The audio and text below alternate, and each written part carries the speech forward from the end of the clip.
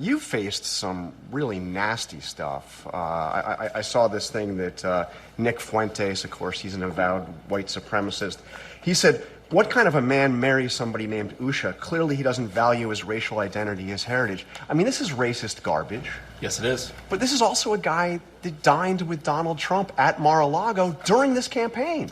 But, I mean, that dinner that Trump had, and of course it was Kanye West, the guy that's praised Hitler, who arranged it all.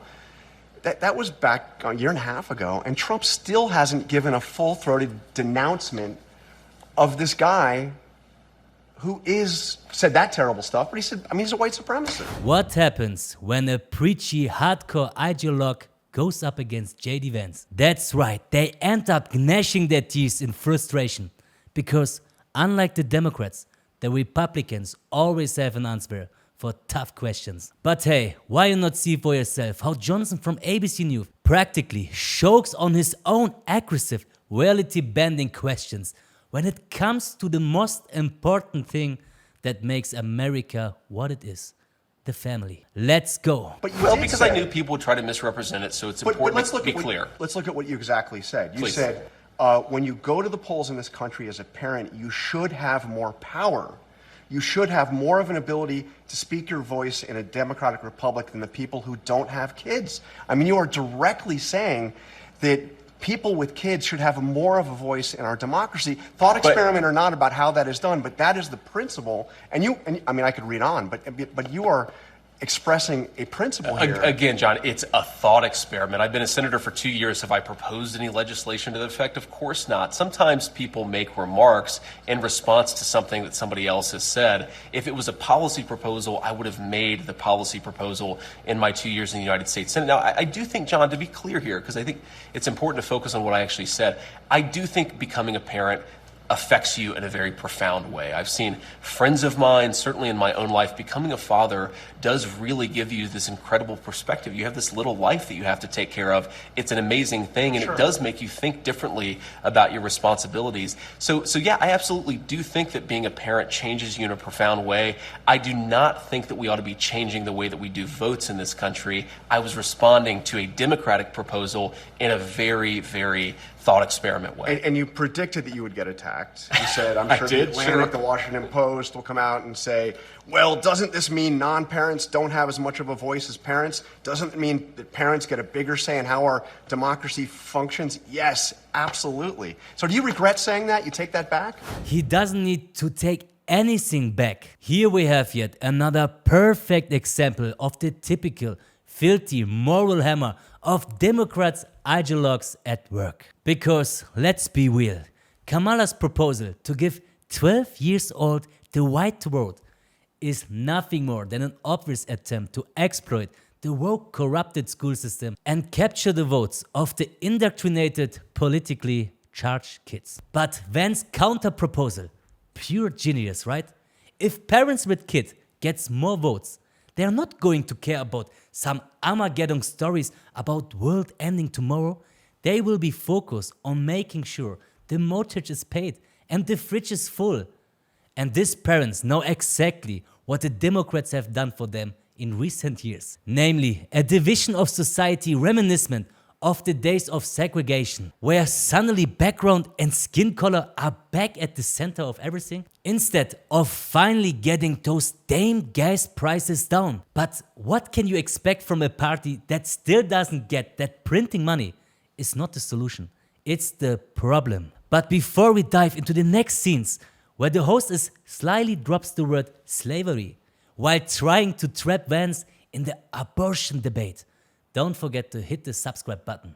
Let's go. But this should be, I assume this is an easy one for you. I mean, you've been very clear about how you feel about abortion. I mean, if you've compared it to slavery.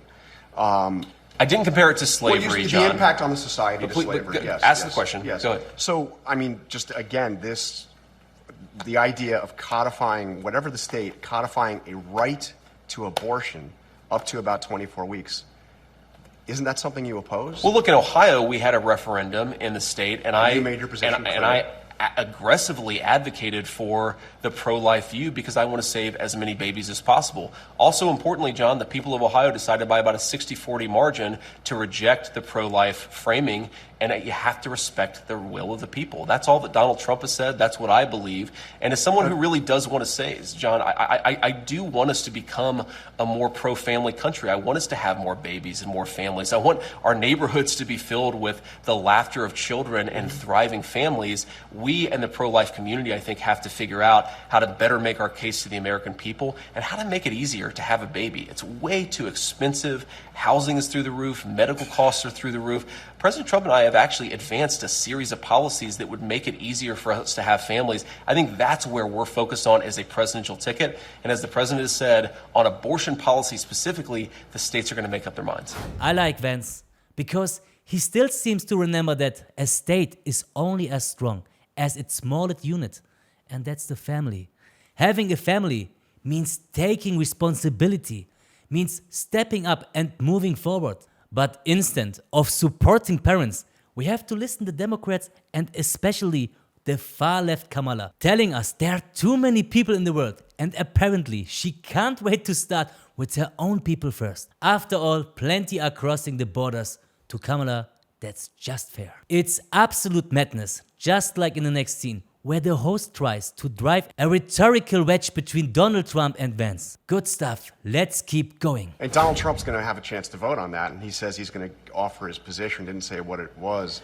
Would you be disappointed if Donald Trump says that he supports a constitutional right to abortion? I'll let Donald Trump offer his position, and I'll talk about it then. What would you encourage him to do on that, though? I mean, this is a pretty fundamental idea for you. I mean, John, you've been such a leader in the pro-life movement. What I would encourage him to do is to do what he's done up to this point, which is to try to find some common ground here and try to advance some pro-family policy so that people feel like they have more options, right? A lot of the reason that women choose to terminate a pregnancy is very often they don't feel like they have any other choice. We want to give them more options to choose to have that baby, to make it easier to raise that baby. I think Donald Trump has shown real leadership by focusing on that and not on the culture war topic of what each individual state's abortion policy should be.